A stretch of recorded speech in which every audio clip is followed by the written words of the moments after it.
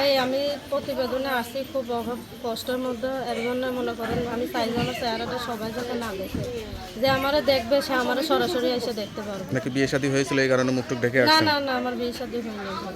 কোনো প্রেম টেমও নাই? না না।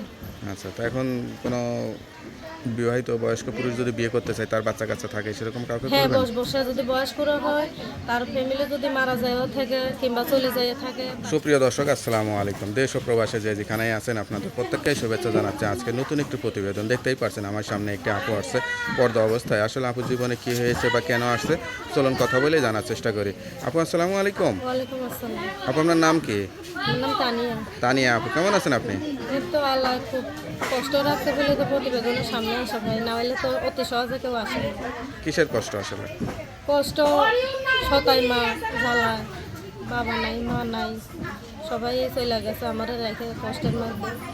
এখন খুব কষ্টের মধ্যে আছি, যদি ওই রকম একটা মানুষ পাই মনের মতন তার কাছে বিয়ে বসে চলে যাবো।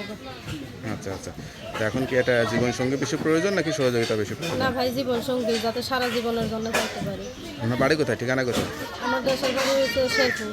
জামালপুর, শেরপুর। হ্যাঁ হ্যাঁ। পরিবারে কে কে আছে? পরিবারে আমি আছি আর নানি আছে। আপনার বয়স কত? আমার বয়স 19। মা বাবা কি হয়েছিল? মারা গেছে তারা। আচ্ছা আচ্ছা, তা বিয়ে শাদী করলে তো মানুষ চেহারাটা দেখতে চায়, মুখটা এরকম ঢেকে আসছেন কেন? ভাই আমি প্রতিবেদনে আসি খুব অভাব কষ্টের মধ্যে। এর জন্য মনে করেন আমি চাইছি আমার চেহারাটা সবাই যাতে না দেখে, যে আমারে দেখবে সে আমারে সরাসরি এসে দেখতে পারবে। নাকি বিয়ে শাদী হয়েছিল এই কারণে মুখ টুক ঢেকে না আসছেন? না না, আমার বিয়ে শাদী হয়নি ভাই। কোনো প্রেম টেমও নাই? না না। আচ্ছা, তো এখন কোনো বিবাহিত বয়স্ক পুরুষ যদি বিয়ে করতে চায়, তার বাচ্চা কাচ্চা থাকে, সেরকম কাউকে হ্যাঁ, করবেন? বসে যদি বয়স্ক হয়, তার ফ্যামিলি যদি মারা যায় থাকে কিংবা চলে যায় থাকে, তার কাছেও বিয়ে বসবো, সমস্যা নেই। কিন্তু আমি কষ্ট থেকে মুক্তি দিতে চাই, আচ্ছা খুব আচ্ছা কষ্টের মধ্যে আছি। আচ্ছা, লেখাপড়া করছিলেন? হ্যাঁ করছি আর কি, কোনো রকম আর কি নাম দস্তখত লিখতে পারি। আচ্ছা, সবচেয়ে বেশি কষ্ট লাগে কোন বিষয়টা নিজের কাছে? নিজের কাছে কষ্ট লাগে, আজকে বাবা মা থাকলে এই পরিস্থিতি হতো না আমার কপালে, যে কোনো একটা কাজ বাজ করে বাবা মা চলাইতো, আর সতাই মার কষ্ট অত্যাচার সহ্য করা লাগতো না আমার। নিজের মা থাকলে যতটুক বসবে, সৎ মা তো আর অতটুক বসবে না। এর জন্য কষ্ট হয়। নানিটা ছোটবেলা থেকে মানুষ করছে, এখন নানিটা ওই অত্যাচার দেখে নানিটা পর্যন্ত কান্দে। এখন কি করব, এর জন্য মানুষে বললো তুমি প্রতিবেদনের মাধ্যমে যাও, দেখো একটা মানুষ পাইলে বিয়ে বসে যাই। আচ্ছা আচ্ছা, এর জন্য আর কি আপনার প্রতিবেদনের কথা সামনে শুনে আসি। অনেকে হয়তো যোগাযোগ করতে চাইবে, খোঁজ খবর নিতে চাইবে, নাম্বারটা তো দেওয়া যাবে? হ্যাঁ, নাম্বারটা দেওয়া যাবে, আমি আপনার কাছে দেবো, আপনি নাম্বারটা দিয়ে নাম্বারটা দেবেন। পরে দিয়ে দেবেন। হ্যাঁ।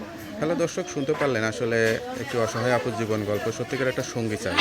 কেউ যদি তার কষ্টের কথা শুনে যোগাযোগ করতে চান, বিয়ে শাদী করতে চান, তার নাম্বারটা স্ক্রিনে দিয়ে থাকবে। ওই নাম্বারে আপনারা যোগাযোগ করে আরও তথ্য, আরও খোঁজখবর নিতে পারবেন।